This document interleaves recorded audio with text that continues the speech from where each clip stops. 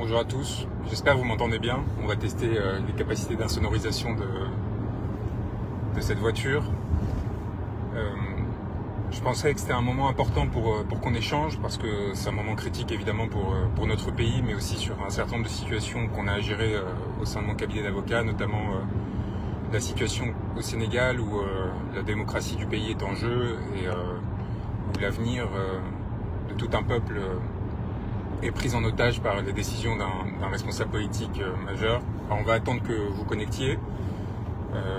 J'aimerais avoir une pensée pour les gestes de solidarité qu'on reçoit un peu au quotidien qui nous permettent d'alléger notre fardeau. Là par exemple, on avait loué une voiture pour des raisons diverses et bon, en fait, du fait de notre engagement et des luttes qu'on a menées, mises en œuvre, la personne qui nous l'a loué nous a fait un petit geste, nous a permis d'avoir ce monstre très polluant, mais très confortable aussi, avec toutes les options comme vous le voyez.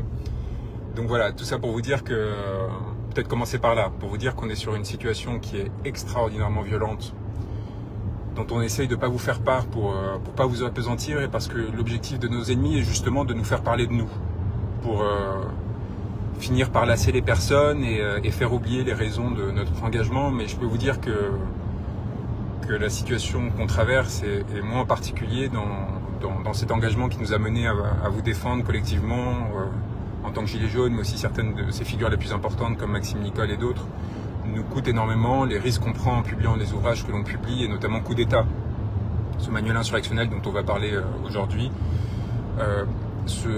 nous font vivre en fait la nature d'un régime que beaucoup des classes moyennes, avec la réforme des retraites, découvrent comme étant autoritaire, chose que une grande partie des classes populaires et des opposants politiques savaient depuis bien longtemps, avec une des caractéristiques clés de ce genre de régime, c'est justement une violence sourde, silencieuse, alors parfois spectaculaire, comme lorsqu'on publicise de façon massive le fait que je serais accusé de viol et autres balivernes particulièrement violentes, mais aussi de façon plus sournoise, en profitant pour placer sous surveillance, justement, du fait de ces accusations et d'autres procédures, tout mon entourage, ma famille, convoquer ma petite sœur, ma mère, pour leur faire parler de mon intimité, me convoquer régulièrement tous les mois, essayer d'inventer d'autres affaires, de façon à évidemment nous déstabiliser, nous démoraliser et encore une fois nous éloigner de vous, parce que on essaye de pas vous en parler pour pas vous en appesantir et surtout pour pas décourager ceux qui veulent lutter, pour pas leur donner l'impression que ça va être un chemin de croix et ainsi de suite. Et en même temps, du coup, ça nous isole, ça nous fait subir avec une violence extraordinaire. Pour vous donner un exemple, évidemment, ce live va porter sur des sujets beaucoup plus importants, mais ça vous permet aussi de concevoir comment, de façon silencieuse et invisibilisée, en fait, on essaye de détruire et d'écraser des personnes de bonne foi. Et pourquoi, en fait, il y a cette déshérence au sein de l'espace politique français? Pourquoi il y a si peu d'alternatives qui émergent? En fait, parce que c'est très risqué de s'instituer en contre-pouvoir aujourd'hui, parce qu'on vous le fait payer d'une façon extraordinairement violente et qu'on s'assure, en fait, de détruire les personnes avant même qu'elles aient pu exister. Donc là, par exemple, vous vous souvenez peut-être, on avait créé une petite cagnotte pour nous aider à financer les activités pro bono, les nombreuses défenses de Gilets jaunes et d'opposants politiques qu'on met en œuvre. Vous le savez, Valérie, par exemple, le 20 juin, on va la défendre à Saint-Omer. C'est cette femme qui a été poursuivie, placée en garde à vue, après avoir été arrêtée pour avoir parlé de Emmanuel Macron en disant de lui qu'il était une ordure. En disant l'ordure va vous parler demain à 13h, donc elle l'avait même pas nommé. Et bam, les gendarmes qui toquent à la porte, qui l'arrêtent, qui la convoquent. Donc on est en fait en permanence en train d'essayer de se battre pour protéger des citoyens comme ça, en utilisant notre capital symbolique, la légitimité qu'on a, que ce soit moi en tant qu'avocat, mon cabinet, même notre maîtrise des habitus bourgeois, pour faire contrepoids, pour pas que justement ces poursuites silencieuses, ce harcèlement quotidien qu'a connu très bien Stéphane Espic, vous vous souvenez, ce gilet jaune avec lequel on a gagné un procès contre Emmanuel et Brigitte Macron, juste parce qu'il s'était baigné en homard, avec un homard gonflable devant Toulon, devant le fort de Brégançon. Eh bien, donc on fait tout ça, et on avait lancé une petite cagnotte pour ceux qui voulaient nous aider en donnant quelques euros, et on avait collecté 3 fois rien. Eh bien, bam, l'ordre des avocats me poursuit au disciplinaire, par exemple, pour avoir créé cette cagnotte. Alors, ils l'avaient annoncé au Figaro avant même de lancer les poursuites, donc ça les met dans une situation compliquée, ils savent pas trop comment le justifier. Je vous parle de ça, mais je pourrais vous parler des poursuites qui ont eu lieu pendant des années sur l'affaire Rivaux. On a essayé de me faire porter l'acte de mon client, Piotr Pawlenski, vous vous souvenez, celui qui avait fait sortir cette vidéo pornographique qui avait été produite par l'égérie de l'Élysée, ouais, l'un des plus proches conseillers d'Emmanuel Macron. Et donc ça donne des poursuites pénales, on vous met en mise en examen, comme on l'a fait pour cette histoire de viol abracadabresque, on vous convoque, on vous reconvoque, on avait perquisitionné la Sorbonne pour obtenir mes relevés de notes. On en était allé jusque-là, vous voyez, après avoir placé sous surveillance physique mon domicile, mon cabinet avec des policiers, avoir intercepté mes communications, au prétexte de déterminer si j'avais été à l'université avec la compagne de Piotr Pawlenski. Et donc on était allé jusqu'à perquisitionner la Sorbonne. Tout ça, c'est important de vous en parler parce que ça vous permet en fait, je le fais très peu souvent, mais là j'ai décidé de le faire parce que ça vous permet de voir que un régime autoritaire, c'est pas que spectaculaire, c'est pas que les 500 CRS qu'on place devant le Conseil constitutionnel à un moment de crise. C'est aussi toutes ces micro-mesures qui n'ont qu'un objectif, harceler, affaiblir l'opposant politique, le délégitimer, absorber toutes ses forces, ses ressources pour qu'il soit épuisé. Et quand on essaie de faire barrage à ça, justement en défendant les personnes qu'on a défendues, eh bien, on devient la cible. Et donc, on se fait poursuivre au disciplinaire sur l'affaire Griveaux, sur une histoire de cagnotte, n'importe quoi, en fait, qui peut servir de prétexte. Et c'est autant d'audiences, de poursuites, de choses sur lesquelles il faut écrire des mémoires. Et ça explique aussi beaucoup des disparitions auxquelles on est, enfin, qui font que vous nous entendez beaucoup moins, au-delà des censures et ainsi de suite. À quoi s'ajoute évidemment le travail qu'on doit continuer à mener pour se nourrir, pour rencontrer des gens, pour traverser la France et continuer à organiser des conférences et ainsi de suite, les lectures, pour continuer, pour pas devenir comme eux, des pauvres gens qui, à 25 ans, pensent avoir tout fait parce qu'ils ont réussi un concours, tout compris au monde et s'en tiennent là. Donc continuer à s'imprégner, prendre le temps de faire des lectures difficiles, de grands auteurs, pour continuer à vous proposer quelque chose de nouveau, de frais, qui nous permettent d'être toujours plus pertinents face à nos adversaires. Et évidemment la fatigue, les brisures intimes que ça produit, ainsi de suite. Donc on est dans ce rapport de lutte extrêmement épuisant, extrêmement violent, avec des prétextes à tout va. On essaye de protéger les citoyens qui se retrouvent dans cette situation, et on se retrouve face à des affaires comme celle de Noël Daufour. Donc c'était la première dont je voulais vous parler. Noël Daufour, que je considère comme un intellectuel, un artiste guadeloupéen de première importance, et qui est soupçonné d'avoir participé aux émeutes de fin 2021, vous savez, contre la politique sanitaire du gouvernement. Ils avaient réussi à bloquer l'île, tous les organisateurs, ils avaient quasiment réussi à rendre indépendante la Guadeloupe presque. En tout cas, il y avait une remise en cause de l'autorité de l'État, une époque où le ministre des Outre-mer, c'était un certain Sébastien Lecornu, qui espérait devenir Premier ministre après la réélection d'Emmanuel Macron, et qui avait vu en fait son autorité remise en question de façon extrêmement brutale, et qui avait pour directeur de cabinet Philippe Gustin, qui avait été préfet de la Guadeloupe, et qui donc lui avait dit « vous inquiétez pas, je vais gérer le truc ». Et ils avaient fait ça de façon assez perverse. Donc d'un côté, ils avaient envoyé le raid, le GIGN, tir à balles réelles contre les populations, enfin une histoire complètement folle. Et de l'autre, ils avaient décidé de contourner un obstacle qui était très important. C'est intéressant pour tout le monde, vous allez voir, parce que c'est des leçons qu'on doit tirer dans nos luttes en général. Ils savaient que les syndicats qui avaient organisé ces manifestations, donc le GTG et le LKP, ainsi que d'autres organisations comme Moon Guadeloupe, étaient trop puissantes et qu'ils ne pouvaient pas les attaquer directement. Donc ce qu'ils ont fait, c'est qu'ils sont allés choper ce qu'ils appellent des grands frères, c'est-à-dire des gens de la rue qui ont leur parcours, qui pour certains sont des jeunes qui se mobilisent, pour d'autres des personnes qui sont des médiateurs sociaux, etc. Et ils ont décidé de les arrêter eux. Donc ils ont laissé les grands leaders comme Elie Domota et compagnie, ils ont passé un pacte avec eux, donc les supposés protecteurs du peuple guadeloupéen. Et ils ont fait une sorte de deal tacite par lequel ils prenaient ce qu'ils considéraient des seconds couteaux, des Guadeloupéens, des citoyens simples, vous voyez. Un peu comme si les syndicats avaient fait, ce qu'ils ont un peu fait d'ailleurs pendant les Gilets jaunes, un accord pour laisser tomber un certain nombre de Gilets jaunes, pour les écraser. La différence, c'est que dans l'Hexagone, ils ont dû céder, parce que ils n'ont pas la légitimité suffisante pour écraser de but en blanc un mouvement social. Et en Guadeloupe, par contre, il y a les réflexes néocoloniaux qui font qu'ils peuvent se permettre tout et n'importe quoi. Donc ils en ont pris quelques-uns, dont Noël Daufour. Ils l'ont envoyé à 7000 km de chez lui, alors qu'il avait un enfant de 2 ans à l'époque, présumé innocent, hein, à Moulins-Isère, à 4 heures de Paris, dans le centre pénitentiaire le plus isolé de France. Prisonnier politique, escorte 3, avec toutes les vexations que vous pouvez imaginer. Ils l'ont laissé pendant 1 an là-bas. Il a pu voir son enfant de 3 ans que 2 fois. J'ai réussi, après de hautes luttes, à obtenir son rapatriement en Martinique, non pas en Guadeloupe, parce qu'ils ont tellement peur qu'ils ont décidé de faire juger cette affaire en Martinique, pas en Guadeloupe. Et là, évidemment, notamment probablement du fait du choc émotionnel que tout cela a provoqué, sa fille de 3 ans a un énorme accident de santé, est héliportée en urgence en Martinique, donc à quelques kilomètres de son père, où elle est hospitalisée et opérée d'urgence d'une tumeur au cerveau à 3 ans. Et là, qu'est-ce que fait l'État? eh bien, il refuse que le père, qui est présumé innocent, qui est détenu provisoirement depuis plus d'1 an, aille voir sa fille. Vous imaginez la cruauté extraordinaire. Et au bout de 3 jours de haute lutte, en 6 ans, les préfets, avec l'aide de tous les députés, de tous bords confondus, de Guadeloupe et de Martinique, qui saisissent le ministre de la Justice, ont réussi à obtenir quoi? Une visite de 2 heures auprès d'une fille qui était entre la vie et la mort.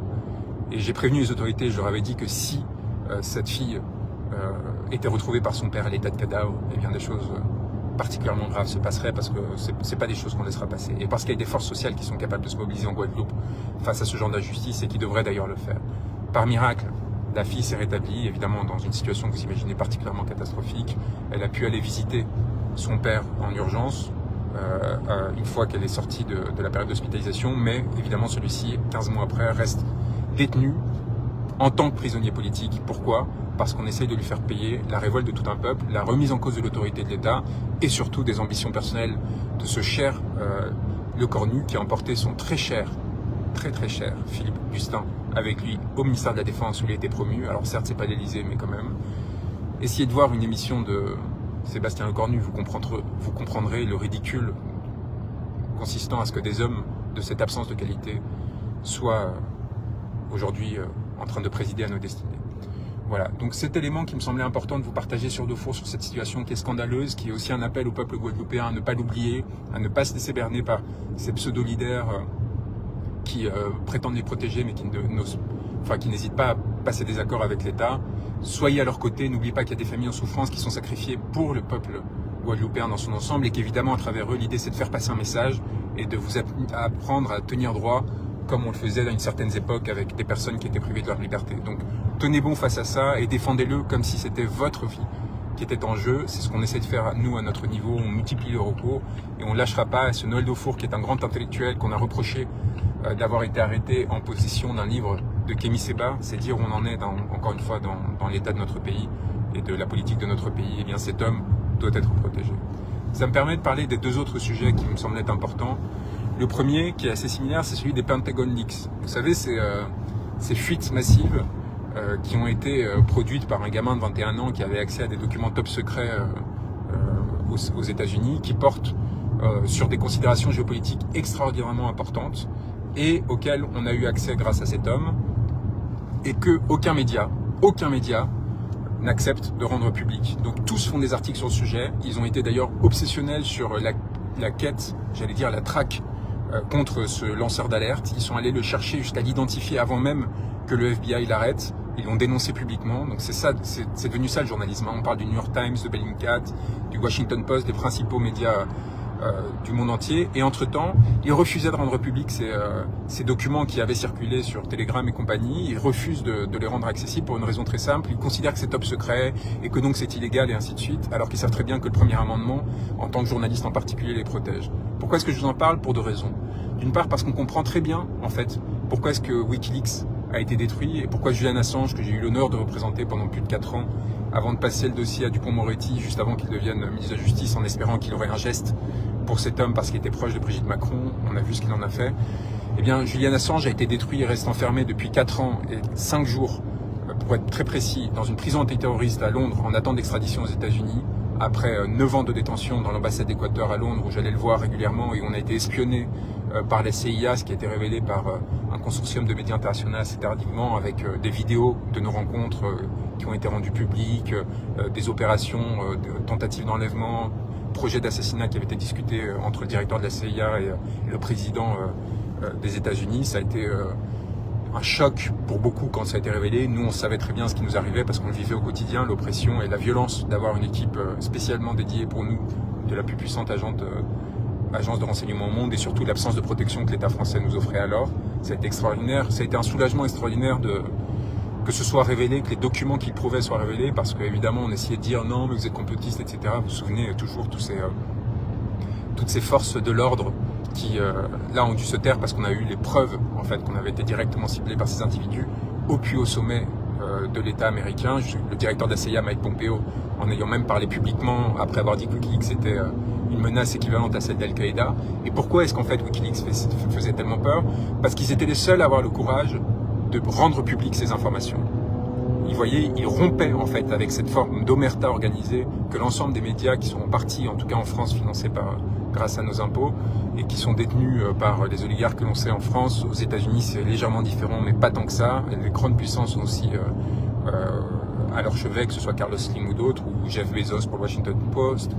Ces médias sont en fait ce qu'on appelle des gatekeepers, c'est-à-dire qu'en fait ils ont pour obsession de maintenir leur privilège qui consiste à avoir un contact et un accès aux informations de l'État, et ils sont prêts à tout, y compris à servir de barrière entre les populations et l'État, et s'assurer que les populations ne soient pas informées directement si ça permet de garder ce privilège.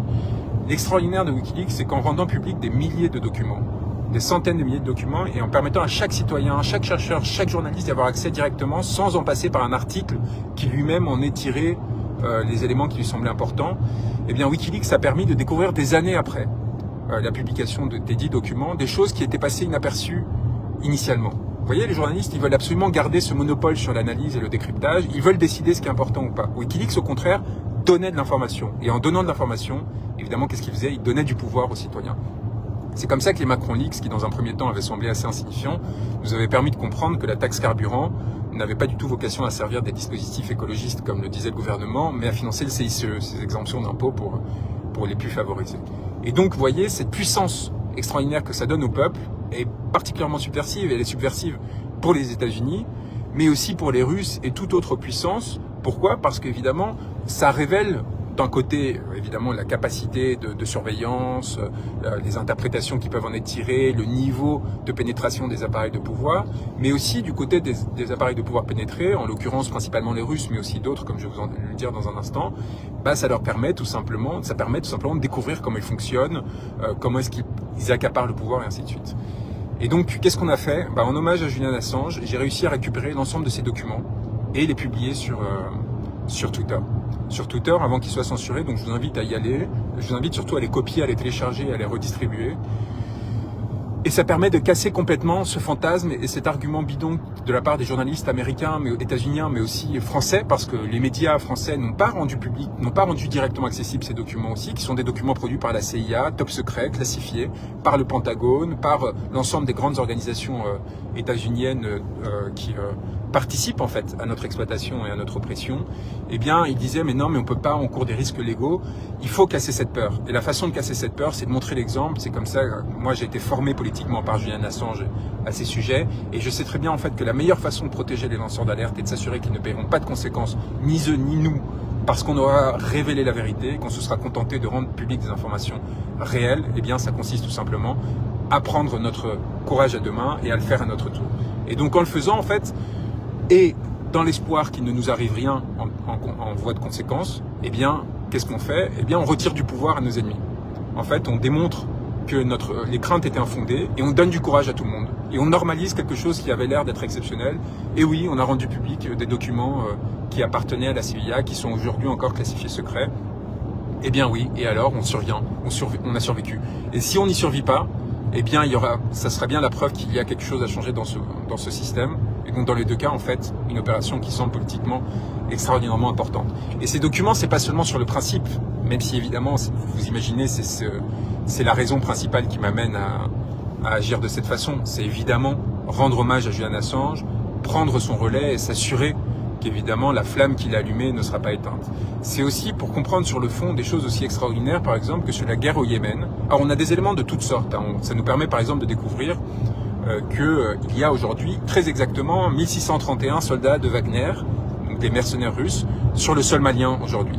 Ça permet de découvrir par exemple qu'il y a un certain nombre de forces spéciales françaises sur le sol ukrainien aujourd'hui, contrairement à ce que l'on affirme, avec un détail des formations auxquelles ils participent, des activités qu'ils mettent en œuvre. Ça nous permet de découvrir les efforts des États-Unis pour essayer d'arracher d'Israël, par exemple, des armes qui seraient vendues à l'Ukraine pour les aider. Ça nous permet de découvrir comment la Turquie sert d'intermédiaire entre la Russie et des pays africains, mais aussi des pays producteurs d'armes pour essayer de contourner les embargos qui ont été qui ont été mis en œuvre par les États-Unis. Ça permet de découvrir quelque chose d'extraordinaire. Vous savez, la guerre au Yémen, cette guerre oubliée entre d'un côté l'axe chiite organisé par le Hezbollah, Téhéran et Bachar el-Assad contre l'axe sunnite dirigé principalement par l'Arabie Saoudite et Mohammed bin Salman avec l'appui de MPZ Mohamed bin Zayed, qui est l'émir d'Abu Dhabi, qui essaye, avec l'aide de Dubaï, de prendre le pouvoir sur Yémen pour essayer de construire une forme de Sparte, de perles de port comme ça, qui leur permet de prendre le contrôle sur le détroit de Bab el-Mandeb et donc sur la mer Rouge, qui est quand même le principal axe commercial entre l'Asie et l'Europe, et l'axe le plus fréquenté maritimement parlant. Donc cette guerre qui a déchiré cette zone, les pays du Golfe depuis des années, qui a produit plus de 100 000 victimes, un nombre hallucinant d'enfants morts, en fait on s'est rendu compte, dans ces documents, on découvre que les Houthis, qui sont donc les résistants entre guillemets, qui sont inscrits dans l'axe chiite, et qui luttent contre l'axe sunnite, qui d'ailleurs s'appuie sur Al-Qaïda comme un allié, comme quoi justement derrière les diabolisations et les apparences, en fait, tous ces gens savent s'arranger quand leurs intérêts sont en jeu, et bien que ces Houthis, qui sont diabolisés complètement par l'axe sunnite, sont financés depuis le cessez-le-feu qui a été mis en œuvre il y a quelques mois par l'Arabie Saoudite. C'est-à-dire que les salaires des fonctionnaires de Sanaa, donc de la capitale du Yémen du Nord, sont payés directement par l'Arabie Saoudite, donc par leurs ennemis jurés, et que donc encore une fois, on est entre le monde réel et la fiction que l'on vous vend dans les médias sur des camps opposés, qui ne parlent pas entre eux, qui sont prêts à tout pour lutter les uns contre les autres. On se rend compte qu'en fait, très souvent,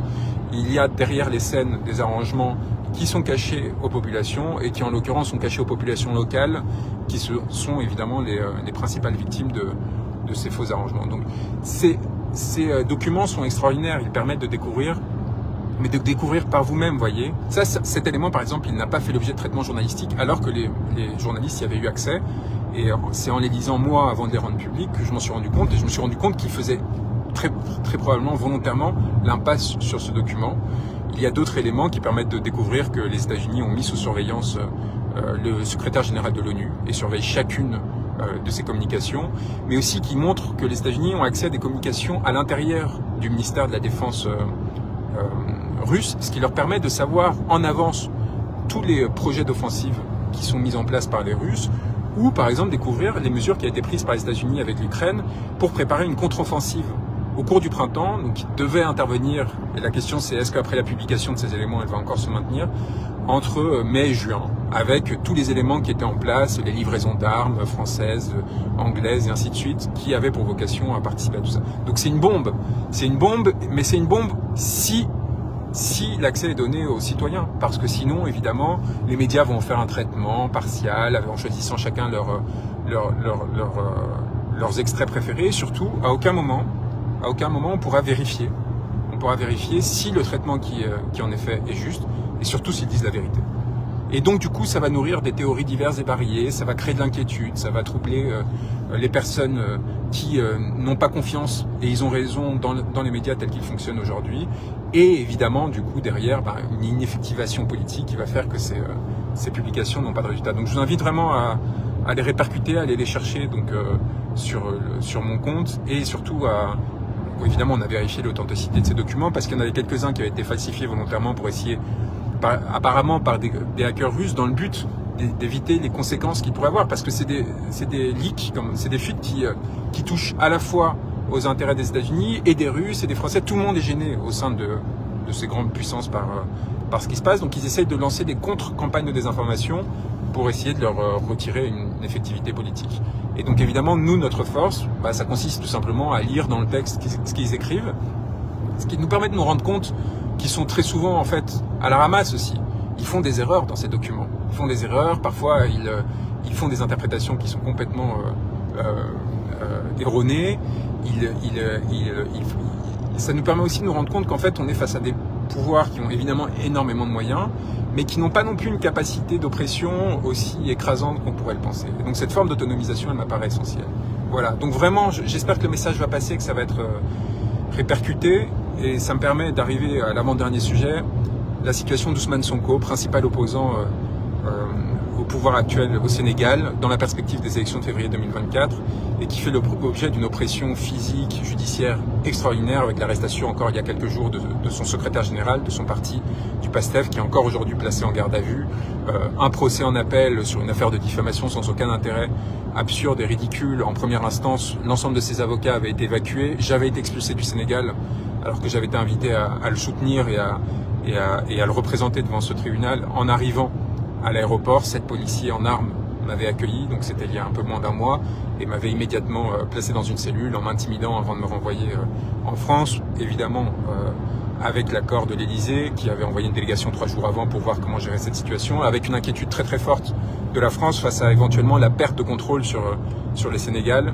qui avec la Côte d'Ivoire demeure sa chasse gardée, militairement, économiquement, alors qu'il y a un mouvement d'émancipation des peuples africains, en Afrique de l'Ouest notamment, grâce à l'inspiration de penseurs extraordinaires que j'ai aussi l'honneur de représenter, et comme Kémy Séba, comme Nathalie Yamb, qu'on a accusé d'être à la solde des Russes.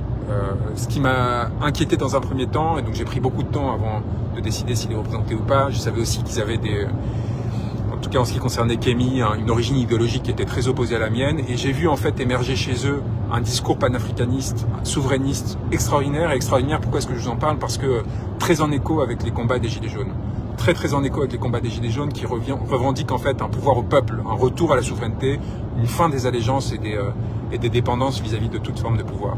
Et donc Ousmane Sonko, dans ce cadre-là, qui a un discours très mesuré, très équilibré, qui cherche à maintenir les liens avec la France, parce qu'il sait qu'historiquement, même en termes de culture, linguistiquement parlant, il y a des choses qui ne disparaissent pas, mais qui cherche à redonner de la souveraineté au peuple sénégalais, notamment à sa jeunesse qui est dans une précarité extraordinaire, qui cherche à s'assurer que la corruption, qu'un discours sur la corruption très similaire à celui qu'on porte avec Crépuscule et ainsi de suite, en France, eh bien cesse, parce qu'il y a eu depuis 2015 des découvertes de gaz et de pétrole, de gisements extraordinaires qui n'apportent rien aux populations. Par exemple à Saint-Louis, on se retrouve, qui est une ville extraordinairement importante, y compris historiquement, parce qu'avec l'île de Gorée, c'était des lieux où d'où partaient les trafics d'esclaves via Bordeaux et Nantes vers les Antilles. Et c'est là où vous voyez qu'on commence à connecter en fait entre nos luttes et nos engagements dans la Guadeloupe, en Guyane avec des trop violences et ce qui était avant les 500 frères, en Corse avec la Juventud Independentista et d'autres. On essaie en fait de connecter des points d'oppression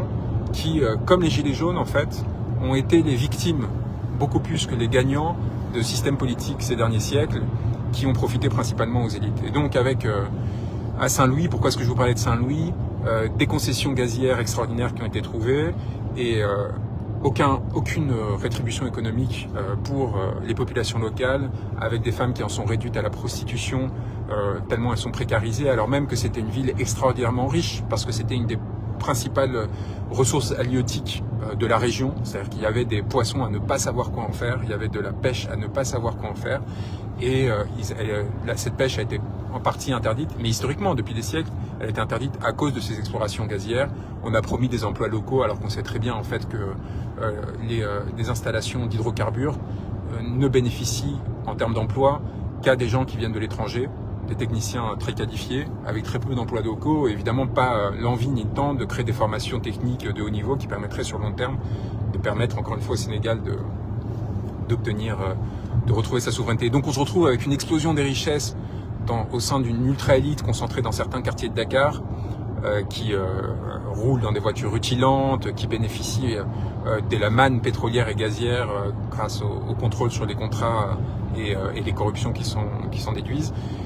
Un pouvoir qui se recroqueville sur cette corruption, sur cette élite qui cherche absolument à accaparer et à garder le contrôle sur ses ressources, l'avidité qui naît, et un opposant politique qu'on essaye d'éliminer judiciairement après avoir éliminé tous les précédents. C'est le cas de M. Sonko, qu'on cherche en fait à rendre inéligible par tous les moyens.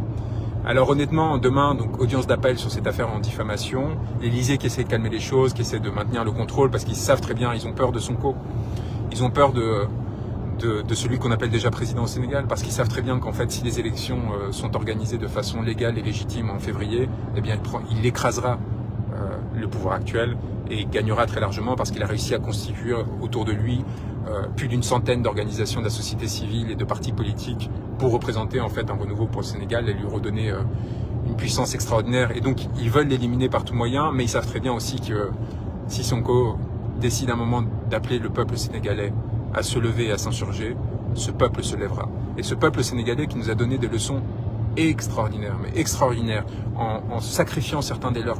Rien à voir avec nos manifestations assez similaires avec celles des Gilets jaunes, avec cette force supplémentaire qui n'ont pas hésité à perdre certains des leurs. On pense et on rend hommage aux 14 martyrs de mars 2021 et aux quelques-uns qui sont tombés depuis. Là, je parle des morts, de jeunes morts, pour avoir lutté pour la dignité de cet homme, pour le protéger à travers lui de tous les espoirs d'une population. Mais aussi les centaines de personnes arrêtées, militants du PASTEF, manifestants, personnes qui ont dénoncé la corruption, qu'on essaie d'écraser par tous les moyens, y compris donc M. Sonko, qui est dans l'impossibilité de sortir de son domicile depuis des mois, qu'on a essayé d'agresser, qu'on a traité physiquement d'une façon extraordinairement violente, et qui aujourd'hui a cette capacité à demander au peuple sénégalais de se lever pour mettre fin à cette injustice et cette barbarie, et qui, j'en suis convaincu, n'hésitera pas à le faire si jamais on finissait de l'éliminer judiciairement. Alors, quel est le rôle d'un avocat là-dedans? Évidemment, porter la parole de son client, qui a une voix assez puissante pour n'avoir besoin de personne d'autre pour le représenter, mais simplement essayer de le protéger à travers la position institutionnelle qui est la nôtre. C'est pour ça qu'ils m'ont interdit territoire au Sénégal. Je vous invite à descendre sur mon profil pour voir quel prétexte avait été utilisé par le ministre de l'Intérieur, qui avait fait un communiqué assez désolant en justifiant du fait que j'avais dit de Macky Sall qu'il pourrait devenir un tyran s'il finissait par éliminer M. Sonko, et en disant que son excellence Macky Sall, qui n'était pas tolérable qu'il soit ainsi qualifié. Vous voyez le ridicule dans lequel on est tombé dans un pays qui a une tradition démocratique extraordinaire et qu'on essaie d'écraser. Et donc, M. Sonko, à travers lui, en fait, c'est pas seulement le peuple sénégalais qui est en jeu, c'est aussi une idée du politique. Une idée politique et la possibilité pour les peuples, l'espoir pour les peuples de s'émanciper. Et cette force-là, il nous appartient de les protéger en créant un internationalisme qui ne soit plus comme avant une forme d'ingérence. Je donne mon écho, pardon, je paye mon péage à ces chères sociétés privées qui nous pillent grâce à l'État et à nos grands dirigeants politiques qui ont privatisé les autoroutes en France. Pour ceux qui nous écoutent d'ailleurs, sachez que c'est l'un des grands sujets de corruption. C'est des milliards qui sont volés chaque année aux Français, et à travers cette privatisation des autoroutes que rien ne justifiait. Donc voilà, pardon, j'en passais par là. Ce que je voulais dire, c'est que cet internationalisme qu'on doit recréer, on doit en finir avec les sorciers blancs, avec les ingérences, avec les tentatives de déstabilisation. On a vu, par exemple, on découvre dans les documents que j'ai révélés, là aussi ça n'avait pas été relayé, que la Russie s'est mise aux méthodes de la CIA. C'est intéressant, hein, parce que ça permet de comprendre que la nature du pouvoir, par définition, est sale. Et quand vous avez trop de pouvoir, quoi qu'il arrive, vous en abusez. Et qu'ils avaient mis en place des centres de formation aux manifestations via la Turquie, dans des pays des ex-républiques soviétiques, en l'occurrence en Moldavie, qui consistait en fait à préparer les citoyens à se rebeller au bon moment et à essayer d'interférer dans les processus politiques locaux. Moi, j'ai toujours résisté à toute forme de soumission vis-à-vis d'un quelconque pouvoir étranger, malgré les grandes propositions qu'on a reçues de la part de nombreux, parce que je considère que dès le moment que je rentrerai dans une situation comme celle-ci, eh bien, évidemment, ma parole serait liée. Et j'ai une divergence d'ailleurs avec certains de mes alliés sur ce sujet qui ont accepté de participer à un certain nombre de dispositifs de pouvoir, y compris les plus légers, hein, comme participer sur Russia Today de façon payée à des émissions. Ça a toujours été ma limite. Tout ce qui a trait au financement, j'ai toujours refusé de perdre une quelconque forme de souveraineté et de lier en fait potentiellement le destin de ceux qu'on serait amené à représenter par la suite à ces alliances passées et à ces liens d'intérêt qui avaient pu être créés. Et donc, il faut qu'on résiste à ça, mais il faut par contre qu'on crée en fait des alliances entre les peuples, qu'on réussisse à les indépendantiser et à ne plus passer par des élites, par des jeux, des arrangements, comme quand Marine Le Pen allait voir Macky Sall par exemple pour récupérer une mallette, paraît-il, c'est les rumeurs après avoir fait la même chose en Russie. Vous voyez, il faut qu'on ait un respect pour les peuples, il faut qu'on ait un respect pour les régimes auxquels on est confronté, il faut qu'on refuse de rentrer dans des jeux d'alliance délirants qui ne font qu'atteindre à nos intérêts comme ça a été le cas dans le conflit russo-ukrainien. Il faut qu'on retrouve notre indépendance. Vous avez vu la visite d'Emmanuel Macron en Chine et le fait que Xi Jinping ait renvoyé von der Leyen, la présidente de la Commission européenne, à travers les dispositifs dans l'aéroport réservés aux passagers normaux. Pour une raison très simple, parce qu'il considérait que cette femme n'aurait jamais dû participer à cette visite d'État qui était organisée en l'honneur de la France, et que ce margoulin d'Emmanuel Macron avait utilisé comme prétexte pour mettre dans ses bagages un passager clandestin, la présidente de la Commission européenne, pour l'amener à pousser les intérêts dont ne sait qui d'ailleurs, parce que cette femme n'est pas élue, ne représente personne et n'a aucune légitimité à parler en notre nom. Et Xi Jinping, en fait, a donné une grande leçon à la France, ou plutôt à un dirigeant français, ou plutôt quelqu'un qui pense diriger le peuple français, parce que je ne suis pas sûr que ça dure longtemps, ça va être notre dernier sujet, en humiliant von der Leyen et en la renvoyant à son rang de fonctionnaire et ayant à passer les contrôles de visa comme n'importe quelle autre personne. Donc, dernier point important, parce qu'on parle, vous voyez comment on tourne autour du sujet, mais pour en revenir au grand sujet qui nous occupe à nous maintenant aujourd'hui en France, celui de la souveraineté française. Ceux qui ont cru que la réforme des retraites pouvait sonner le grand soir ont une compréhension assez faible des mécanismes politiques et quelque part manque de respect à la pensée révolutionnaire. On ne fait pas la révolution pour une question de retraite, pour injuste que soit une réforme, pour violente qu'elle soit. On ne fait pas la révolution pour un ajustement technique sur une réforme qui va faire souffrir des millions de personnes, accroître l'exploitation qu'ils subissent, mais comme des dizaines de décisions similaires l'ont fait depuis l'élection d'Emmanuel Macron et depuis bien plus longtemps. C'est l'agglomération de l'ensemble de ces décisions qui doit nous amener de façon conséquente et organisée à mettre en œuvre des perspectives révolutionnaires et insurrectionnelles. Et c'est seulement dans cette structuration et cette prise au sérieux des enjeux, y compris dans une perspective sacrificielle, en sachant parfaitement les conséquences que l'on pourra payer, que la pensée révolutionnaire pourra avoir une résultante et une effectivité. Si l'on continue à avoir une sorte de pensée spontanéiste qui consiste à se dire « Ah oui, là il y a une manifestation, on va brûler trois poubelles et donc du coup en fait une révolution naîtra », eh bien on est en train non seulement de trahir la pensée et les idées pour lesquelles on est censé lutter, les personnes qui croient en nous, mais plus encore, on est en train de faire preuve d'une forme non seulement de naïveté,